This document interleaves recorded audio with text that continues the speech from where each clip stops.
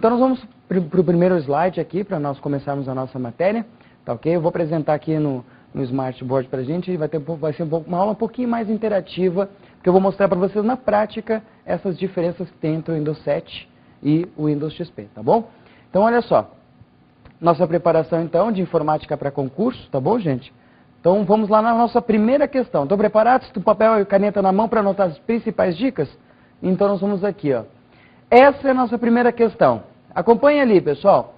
Um sistema operacional é caracterizado como um programa utilitário que tem como função o gerenciamento de arquivos e de programas armazenados.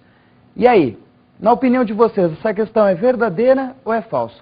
O sistema operacional, volta para mim rapidinho, olha só, o sistema operacional é um programa, é caracterizado como um programa utilitário? O que você marcou ali? Qual seria a tua opção na prova? Essa questão ela é incorreta. O sistema operacional se encaixa numa categoria de programas, num gênero de programas chamado de software básico. Quando se fala básico, não se refere à complexidade do programa, nada disso, mas sim no que se refere a essencial. Ele é básico ou fundamental para o funcionamento de um computador. O computador de vocês vai funcionar se ele tiver esse sistema operacional. Agora, olha para essa questão, leiam com calma ali. Um sistema operacional é caracterizado como um programa utilitário. Seria errado porque, no caso, para tornar essa questão correta, deveríamos, ao invés de citar um sistema operacional, deveria ser, por exemplo, o Windows Explorer. Como programas utilitários, como programas utilitários nós teríamos o Windows Explorer, a calculadora é um tipo de programa utilitário. Tá ok? Então, nessa questão específica, incorreta, tá ok? O sistema operacional é um software básico. Já anotou essa dica ali? É importante essa dica aí. Agora, softwares utilitários. Vamos dar alguns exemplos ali. O Windows Explorer, para tornar essa questão correta, então, relendo a questão, seria o Windows Explorer é caracterizado como um programa utilitário que tem como função o gerenciamento de arquivos e programas armazenados. Correto? Tranquilo? Posso continuar? Vamos para a segunda questão, então. Nossa segunda questão. Deixa eu passar aqui para nós aqui, segundo. Show de bola.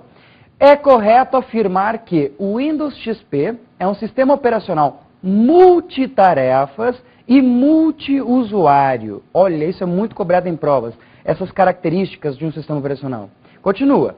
Pois permite que um usuário possa usar várias tarefas ao mesmo tempo, além de permitir que mais de um usuário possa estar logado ao mesmo tempo em um computador. Volta para mim rapidinho. Olha só, deixa eu explicar uma coisinha bem básica para a gente entender sobre como seria cobrado. Nessa parte inicial da matéria, nessa primeira coletânea de questões, a gente começa a aprender o quê? As características. O que define o sistema operacional? Quais são as suas principais pontos de avaliação de um sistema, né? O primeiro deles que a gente viu nessa questão ali foi a questão dele ser multitarefas. Pelo próprio nome ali, pelo próprio termo já, dá uma ideia de que é um sistema operacional que realiza diversas tarefas ao mesmo tempo. Agora, para provas de concurso não é necessariamente resumido para tarefas, mas pode ser também caracterizado numa questão para concurso como sendo a capacidade de executar diversos programas ao mesmo tempo. Tá ok? Agora, quando ele falou de multiusuário, nessa característica tem que ter muita calma. Dois termos são citados, multiusuário e múltiplos usuários. Multiusuário, deixa eu falar para você aqui, olha, presta atenção, isso é parte importante. Multiusuário seria a característica de permitir que vários usuários estejam conectados, logados ao mesmo tempo no sistema. Tranquilo. Agora, quando aparecer na prova múltiplos usuários, ele está se referindo da capacidade de criar diversos perfis de usuários, diversas contas de usuários, e é claro, cada perfil que você cria, você vai ter que adaptar a um tipo de conta específica do sistema. Para quem é mais experiente que está acompanhando a nossa aula de hoje, para pensar. Vamos lá, lembra um pouquinho sobre aquilo que você já utiliza no dia a dia. Quais são os dois tipos de contas padrão oferecido pelo sistema operacional? O Windows, no caso, que é a nossa preparação. Nós temos dois tipos de contas. Uma chamada administrador e uma outra chamada usuário padrão, ou pode ser chamado de conta limitada. Tá ok? Dependendo do sistema. Se fosse, por exemplo, no Windows XP, seria chamado de conta limitada. Se fosse no Windows 7, seria chamado de usuário padrão. Agora, nada impede que numa questão de Windows 7 ele cita uma conta limitada, porque é as mesmas características, tá bom, gente? Agora, pergunta bem básica, você que está ouvindo, está atento, está vendo isso aqui, se eles questionarem vocês na prova, de maneira bem simples, o que o administrador pode fazer? O que você vai responder? Então, que ele pode realizar, fazer qualquer coisa no computador? Dentro do assunto, tá certinho. Vai em cima dessa ideia aí, vai anotando ali. Conta de administrador pode realizar todas as tarefas do computador. Agora, e se a pergunta fosse o que o usuário limitado pode fazer? O nome já dá mais ou menos o título ali, né? O tipo de conta já dá mais ou menos uma ideia de que a conta é realmente limitada, oferece algumas limitações. Agora, quais são? Só para vocês terem uma ideia, uma das grandes limitações, uma das pontos mais importantes, seria a questão do camarada que tiver uma conta limitada não consegue nem alterar as configurações do sistema. Coisas bem simples, por exemplo, data e a hora. O usuário limitado não consegue alterar essas informações. Na tentativa, já alerta você de que você tem que ter privilégios de administrador para poder ter essa conta. Agora, será que é só as alterações do sistema, as configurações do sistema? Nada disso, tem muito mais coisas. Ele não consegue instalar ou desinstalar programas, instalar ou desinstalar dispositivos de hardware como webcam, impressora e assim por diante. Ele não consegue utilizar muitas ferramentas do sistema. Já devem talvez ter ouvido falar de uma ferramenta chamada desfragmentador de disco. Ele não consegue, ele não tem contato. Nós vamos falar hoje durante a aula, nós vamos falar um pouquinho mais sobre isso, tá bom? Enfim, ele é bem limitado. Agora vamos lá, volta para aquele ponto lá, múltiplos usuários. É a capacidade de criar diversos perfis. Tem que adaptar cada perfil em um desses tipos de contas. Então, olha só, digamos que tem ela uma conta papai, outra conta mamãe, outra conta filhinho. Todos podem ser administradores. Todos os perfis que você vai criar, tá ok? Um vai se chamar papai, pode ser administrador, pode ser também limitado. Isso aí fica a critério ali de como vão gerenciar o computador. Agora é importante lembrar que, se uma conta for definida como limitada, geralmente criada para alguém que tem menos experiência no computador, oferece um grau de segurança muito grande. Por quê? Vamos lá, deixa eu explicar para vocês com calma. Imagine numa situação dramática baseada no que a gente conversou nas últimas aulas. Lembra quando a gente falou sobre a possibilidade de alguém acessar o nosso computador à distância, pela internet? Se a conta for limitada, aquela que a gente configura para alguém que tem menos experiência no computador, numa situação como essa, se o invasor entrou numa conta limitada, ele herda essas características. Logo, esse invasor não consegue instalar e desinstalar programas, alterar as configurações do sistema, ele não consegue mexer no computador, alterar as configurações de um modo geral. Por isso que é interessante configurar para alguém que tem menos experiência no computador, configurar uma conta do tipo limitada. Agora o administrador não, imagina um invasor entrando numa conta de administrador, pronto, acabou. Porque agora ele tem acesso a tudo, ele pode realizar todas as tarefas do nosso computador. Esse é o perigo, e a gente começa a entender um pouquinho mais por que essas contas são definidas pelo próprio sistema. Basicamente, para preservar o nosso computador e deixar quem tem mais experiência utilizar o computador à vontade, tá bom? Quando você cria uma conta é onde você define. Vamos fazer um resuminho? Contas de administrador, quantas podem existir? Ilimitadas. Você vai criando contas de administrador à vontade. Agora, contas limitadas, você pode criar quantas quiser, contanto que tenha, no mínimo, um administrador, que já é criada no sistema no momento da instalação do sistema operacional. Beleza? Então, essa afirmação, a questão número 2, ela é correta, porque realmente o sistema operacional, o Windows XP e o Windows 7, são multitarefas, capacidade de realizar diversas tarefas ao mesmo tempo, e também multi-usuário, sendo a característica de permitir que vários usuários estejam conectados ao mesmo tempo. Beleza? Vamos para a próxima questão aqui, deixa eu passar para vocês. Muito bem, nossa terceira questão é bem simples, fala: o Windows XP é um sistema operacional gráfico que realiza multitarefa. A questão do multitarefa já está resolvida, vocês já são peritos nessa parte. Agora, o que é essa questão de ser um sistema operacional gráfico? Volta para mim rapidinho aqui, explicando isso aqui, é um ponto bem bacana, bem interessante. Os sistemas operacionais, eles são definidos, resumidamente, em dois modos. Modo de texto, um sistema operacional baseado em texto, e um sistema operacional gráfico, né? Bom, em 1995, a Microsoft lançou uma versão chamada Windows 95, E esta versão, chamada Windows 95, foi então registrada na história da informática como o primeiro sistema operacional gráfico no mundo inteiro. Agora, o que isso quer dizer? O sistema operacional tem a sua base em texto, ou seja, você consegue acessar o sistema operacional, interagir com o sistema, baseado em códigos, em comandos que você vai digitar num ambiente nada amigável. Agora, numa parte mais gráfica, numa parte mais visual, você utiliza bastante o mouse, você dá cliques para acessar os recursos do sistema e fica a interatividade muito prática. O Windows se destaca como sendo um sistema operacional para usuários finais. Ele é muito intuitivo. Tem um botãozinho chamado iniciar, você clica lá, aparece uma lista de opções. Quer dizer, isso é a parte gráfica, isso é a parte visual. Não sei se alguém que está aqui ouvindo, assistindo a nossa aula, já deve talvez ter ouvido falar, pelo menos ter ouvido falar que existia um sistema operacional chamado MS-DOS. O MS-DOS é um sistema operacional muito antigo, um dos pioneiros ali, a Microsoft foi assim que ele começou a entrar no mercado com esse sistema operacional, mas ele não era um sistema operacional gráfico. Ele tinha toda a sua base operacional acessada mediante códigos, era um sistema operacional de texto. Mas, sabendo da dificuldade e o nível de conhecimento que era necessário, então eles decidiram criar um ambiente gráfico. Um ambiente gráfico seria um software, um programa separado dessa parte operacional, seriam separados, duas coisas diferentes, mas que iriam rodar ao mesmo tempo. Numa situação como essa, você teria então toda aquela parte operacional baseada em códigos, em textos, em comandos, mas você teria um ambiente um pouco mais amigável. Foi assim que a Microsoft começou a conquistar o grande mercado, começou a se tornar o que é a Microsoft hoje. Mas em 95, o que eles fizeram? No sistema operacional Windows 95, olha só que interessante, eles pegaram a parte gráfica e integraram na parte operacional. Agora sim, eles são o mesmo software, mas não são dois programas separados que rodam ao mesmo tempo. Não, nesse sentido do Windows 95 em diante, ele tem então toda a sua parte operacional integrada na parte visual. Tudo juntinho, agora sendo o mesmo software. Vocês já devem ter ouvido falar de Linux. Eu sei que não é a nossa preparação, sei que, mas só para vocês aumentarem a curiosidade acerca do assunto, entenderem um pouco mais. E se questionarem vocês numa prova, alguma coisa relacionada a Linux. O Linux é um sistema operacional gráfico?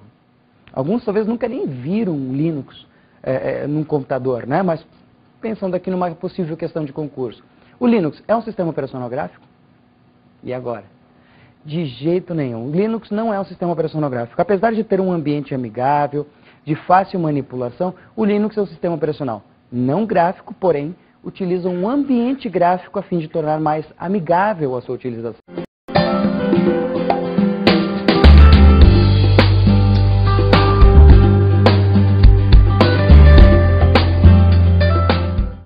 Vamos para a próxima questão? Na questão de número 7, ele fala o seguinte: o nome do arquivo e pastas, o nome de arquivos e pastas, podem ter até 255 caracteres, incluindo os seguintes caracteres: sinal de menor, sinal de maior, barra invertida, barra normal, o interrogação e o asterisco. Volta para mim aqui agora rapidinho. Está erradíssima a questão. Esses caracteres não podem ser utilizados para salvar nome de arquivos, pastas, programas, de maneira alguma. Por quê? Porque o Windows utiliza esses caracteres para desempenhar uma outra tarefa. Uma outra tarefa ali no computador. Vamos citar dois, por exemplo. Volta para a questão rapidinho, o pessoal quer ver, dá uma olhadinha. Olha ali. Vocês vão pegar no caderno de vocês, no material de vocês, e vão destacar dois, por exemplo, que são bastante cobrados em provas. O interrogação e o asterisco. Sabe como é que eles aparecem nas provas? O interrogação e asterisco sendo os coringas do Windows. Isso é bastante cobrado em provas. Mas como assim coringas? Vamos entender um pouquinho mais isso aí? Pessoal, prestem bastante atenção aqui. Eu vou voltar agora para o nosso data show. Aponta para aqui, ó. Isso aqui, ó. Isso, gente, olha só. Prestem muita atenção. O interrogação e o asterisco são usados pelo sistema operacional para desempenhar uma tarefa. Como é que seria isso? Por exemplo, você está querendo encontrar um arquivo no seu computador. Essa é a parte tranquila, eu acho que vocês vão adorar isso aí. Prestem bastante atenção. O que vocês vão fazer? Vocês vão no campo de pesquisa, ativando qualquer campo de pesquisa que vocês acharem dentro do sistema, seja o Windows XP, seja o Windows 7. É igual, padrão, igualzinho, tá bom, gente? E vocês vão digitar o que lá dentro? Tá, ok? Tenta fechar aqui bem certinho aqui, gente. Olha só, presta atenção. Por exemplo, se o camarada colocar o seguinte, asterisco, tá ok? Ponto doc. questiono vocês rapidinho. Pessoal, se o camarada colocar aqui asterisco.doc, qual vai ser o resultado dessa pesquisa? Vocês já viram falar sobre isso? Bom, o asterisco, sendo um coringa, né, assim como no jogo de cartas, ele vai, acaba substituindo qualquer outra carta ali do baralho e tudo mais. Mas uma coisa importante que serve do asterisco é que ele representa qualquer coisa. Quer um resuminho? É isso aí. Asterisco representa qualquer coisa. Logo, se eu colocar qualquer coisa.doc, ele vai encontrar todos os arquivos daquela pasta, ou do sistema que você está procurando geral, todos os arquivos que estiverem no final do seu nome, .doc. Quer, por exemplo, localizar todas as imagens do seu computador? Seleciona a unidade C, que é onde, por exemplo, que a unidade C representa o nosso disco rígido, aquela unidade de armazenamento que está todos os nossos arquivos. O próprio sistema operacional está lá dentro. Agora, olha que parte interessante. Quer achar todas as imagens que estão lá dentro? Então você vai colocar o quê? Asterisco, ponto, JPG, por exemplo. Tá? Se você colocar asterisco.jpg, ele vai localizar as imagens que tenham esse formato, que acaba sendo basicamente um padrão de imagens, por exemplo, de câmera digital, que você vai passar para o computador e assim por diante. Isso é uma coisa importante, uma coisa interessante que eu acho que seria bacana que vocês se familiarizassem, tá bom, gente? Não vou falar dar mais dicas sobre isso durante a aula, mas já podem anotar ali nas anotações de vocês o asterisco e o interrogação. Agora, para que serve o interrogação? Acho que vale a pena essa dica. Bem rapidinho. Dá uma olhadinha aqui, acompanha comigo, gente. Se vocês colocarem, por exemplo, assim, deixa eu colocar aqui um pouquinho mais para cima, se vocês colocarem assim, ó, 1, 2, 3, 4, ponto, doc. Essa é uma parte bacana. Se vocês colocarem isso no campo de pesquisa, o que ele vai achar? Todos os arquivos que tenham o formato doc, que tenham no seu nome de arquivo 4 caracteres. Não 3, não 5. 4 caracteres. Essa é uma parte importante, é um campo de pesquisa, um método de realizar pesquisa num sistema. Uma maneira de localizar os arquivos que vocês estão procurando no computador de vocês. Tá ok? Tá bacana? Então vamos continuar. Vamos primeiro aqui, ó. Eu adoro esses detalhes. Eu gosto de ser muito detalhista para que a gente aproveite a oportunidade e conhece muita coisa sobre o sistema. E só focalizando no que é realmente mais importante para a nossa preparação. Tá ok? Então essa questão que passou agora está errada. Aqueles caracteres não podem ser utilizados para nomear um arquivo, uma pasta ou um programa. Combinado? Então nós vamos passar para a próxima questão aqui, gente. Olha a questão que a gente estava avaliando agora. Essa aqui ficou de graça agora, né? O asterisco e a interrogação são os coringas do Windows XP. Verdadeira questão. Vamos avançar um pouquinho, vamos para a questão 9. Uma das limitações do Windows XP é não permitir a execução de programas, de qualquer programa em ambiente de rede. Volta para mim. Aqui, olha só. Gente, o Windows XP ele se caracteriza como sendo... não foi a primeira versão que teve suporte a ambiente de rede de maneira alguma. Mas uma coisa bacana é que o Windows XP ele oferece um grande suporte nessa área, nesse ambiente de rede, a execução de programas, de arquivos, de pastas, acessando de um modo geral os recursos do computador. Tudo isso pela rede de computadores, interligando computadores numa rede. Combinado? Essa questão está errada, claro, porque não é uma limitação do Windows XP. É uma qualidade do Windows XP ele permitir a execução de programas em ambiente de rede, tá bom? Vamos avançar, vamos continuar nas questões aqui. Nós vamos para a questão 10. Agora começamos a entrar em umas questões que são as que eu mais gosto, são exatamente como tem entrado no clima de provas, não sobre essa questão específica, mas sobre esse assunto, que seria a área de trabalho. A área de trabalho também é conhecida como desktop. Perfeita questão, tranquila questão, é verdadeira, marcou ali verdadeira? Vamos continuar, que tem mais questões interessantes aqui. Na questão 11 fala o seguinte: ao utilizarmos o mouse para arrastar um arquivo de uma pasta para outra pasta, dentro de um mesmo drive de disco, executamos a função de copiar e colar sucessivamente. Volta para mim com calma. Está errado. Está errado. Não é copiar e colar. O procedimento, quando você arrasta um arquivo de uma pasta para outra, é de recortar. Vamos ver se eu consigo mostrar isso direitinho para vocês aqui. Nada foi ensaiado, mas vamos ver se eu consigo mostrar de modo bem simples para vocês, tá bom, gente? Vamos tentar aqui. Vamos ver se eu vou conseguir agora dessa vez um pouquinho mais rápido. Vamos lá. Aqui, pessoal. Deixa eu preparar o ambiente para nós aqui. Nós temos uma pasta aqui qualquer do nosso computador, que nós vamos manipular agora. Tá ok? Especial, vamos procurar já uma imagem já existente aqui. Muito bem. Aqui nós temos então uma pastinha que representa ali para nós uma pasta de imagem, uma pasta qualquer do sistema, ok? E aí nós vamos abrir agora aqui uma outra pasta, só um minutinho, vamos abrir aqui o nosso próprio Windows XP. Vamos abrir uma outra pasta aqui qualquer, vamos abrir a pasta músicas, por exemplo. Muito bem. Então nós estamos aqui, pessoal, com duas pastas, continua observando ali. Então qual é o nosso objetivo agora? Como a questão sugeriu, é pegar um arquivo do nosso sistema e arrastá-lo para uma outra pasta do nosso computador. Aqui, agora foi. Estamos arrastando então o arquivo, fica acompanhando aí, pessoal, essa parte importante. Tá ok? Quando você arrasta o arquivo dentro do mesmo drive, o que quer dizer essa questão de arrastar no mesmo drive? Está na mesma unidade de armazenamento. Drive como sendo a parte física ali, como um HD, um disco rígido, um disquete, um pendrive, tá bom? Então você arrastando o arquivo, quando você largar esse arquivo, o que vai acontecer? Ele vai recortar, ele vai mover o arquivo daquela pasta onde ele estava, a pasta imagens, para outra pasta. Tá ok? Volta aqui agora então para esse ponto aqui, eu queria aqui bem pertinho. Então, esse é o procedimento importante, né, que vocês conheçam. Quando você seleciona um arquivo, tá ok? E você vai arrastar ele para uma outra pasta. Nesse momento que você arrasta, você está recortando de uma pasta, passando para outra pasta. Tá ok? Esse é um ponto interessante que eu quero que vocês conheçam. Não é copiando. O copiando ele iria duplicar o arquivo. Ele está movendo o arquivo para outra pasta.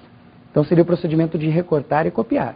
Tranquilo? Agora, se o arquivo estivesse dentro de um pendrive, se eu estivesse arrastando o arquivo de um pendrive para o HD, para uma pasta qualquer do seu computador, passa meus documentos, por exemplo. Nessa situação, sim, aí ele copia, ele duplica, ele mantém o arquivo no pendrive e ele vai passar outro arquivo para outra pasta. Tá ok?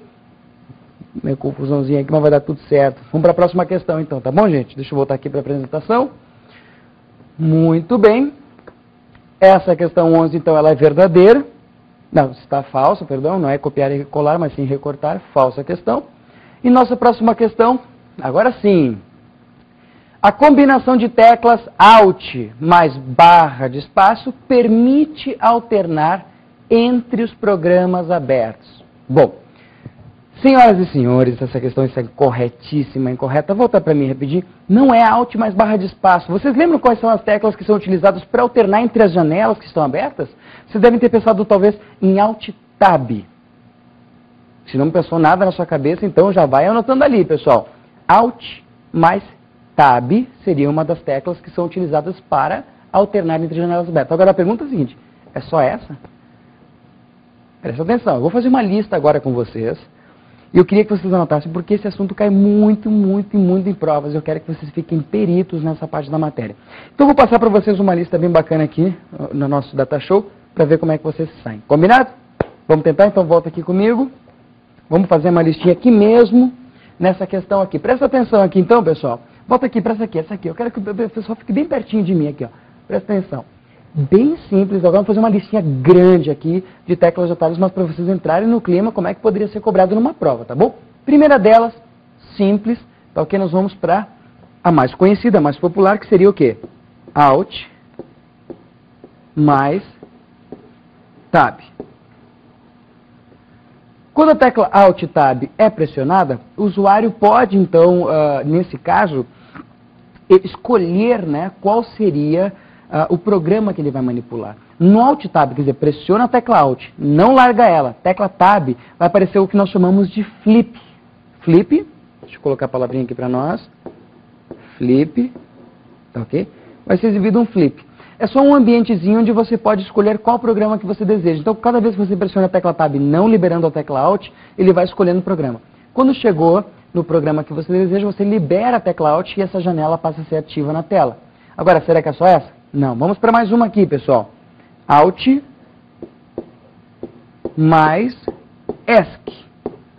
Essa é menos popular, tá ok? Mas já foi citada em provas. Alt ESC, no caso, é utilizado para alternar entre janelas, só que ele alterna sequencialmente. Ele não exibe o que nós tínhamos falado antes sobre exibir o flip. Ele não exibe o flip, ele só vai alternando entre as janelas que estão abertas. Só um detalhe importante, no Alt ESC, ele não alterna entre janelas que estão minimizadas.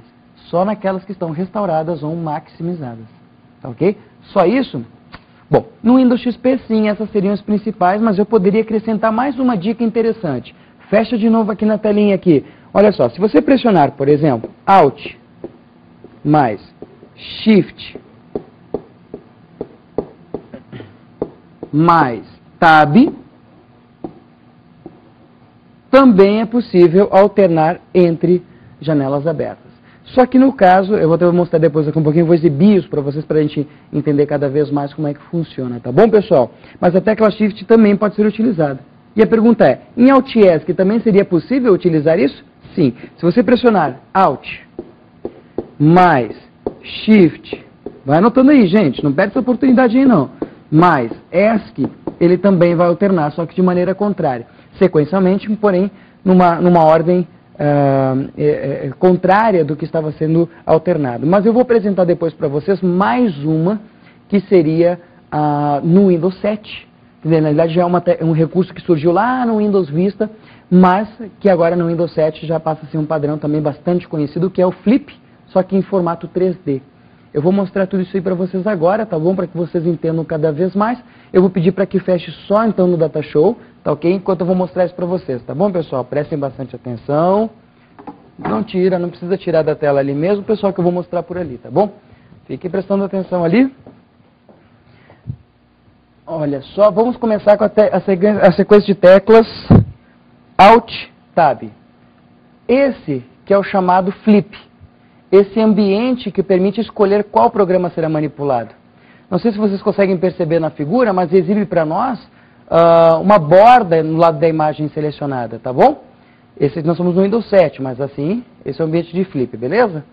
Então estamos aqui na nossa apresentação. Agora, se eu pressionasse Alt ESC, ele iria alternar sequencialmente entre as janelas abertas, mas sem permitir com que o usuário escolha qual janela ele deseja manipular, tá ok? Agora, temos o outro, tá ok? Que eu vou mostrar para vocês já a tecla de atalho, que é o Flip 3D, tá ok? Que permite alternar entre as janelas abertas, só que num ambiente muito mais dinâmico, né? Mais agradável, que seria o chamado Flip 3D, tá ok?